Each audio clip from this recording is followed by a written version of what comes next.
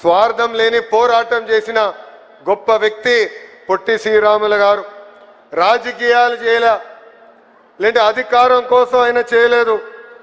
గాంధీ గారి సబర్మతి ఆశ్రమంలో ఆయన చేరారు. స్వాతంత్రం కోసం ఆయన పోరాడారు. ఏకంగా సత్యాగ్రహ ఉద్యమంలో కూడా ఆయనకి జైలుకి వెళ్ళారు. నెల్లూరులో దళితులకు ఆలయం ప్రవేశం కల్పించాలని ఆర్నిసలు పోరాడారు.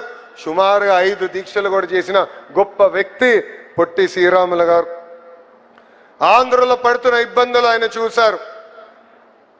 అందుకే ప్రత్యేక రాష్ట్రం కోసం మనందరం పోరాడాలి, లేదంటే మహాపాపం చేసిన వాళ్ళం అవుతామని ఆనాడు ఆయన ప్రకటించారు.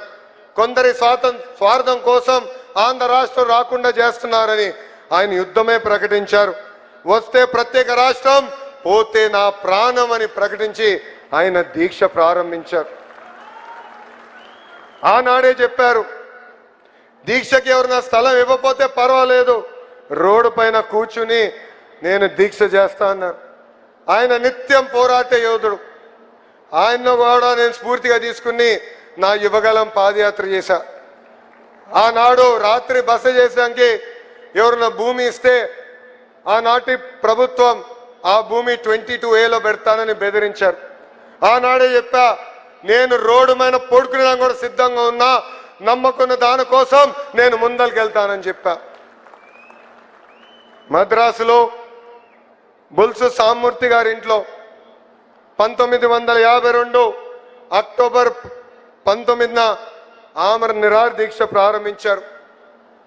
దీక్ష ప్రారంభించే సమయానికి ఆయన బరువు 53.9 కేజీలు.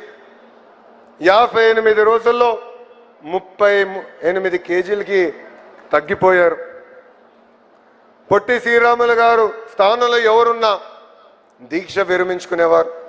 అలాంటిది 58 రోజుల పాటు దీక్ష చేసి ప్రాణ త్యాగం చేసిన గొప్ప వ్యక్తి పొట్టి శ్రీరాములు గారు.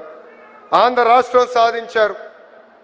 అంతేకాదు ఢిల్లీని దడలలాడించి భాష ప్రయుక్త రాష్ట్రాల ఏర్పాటు కోసం మొదటి అడుగు వేసిన గొప్ప వ్యక్తి పొట్టి శ్రీరాములు గారు.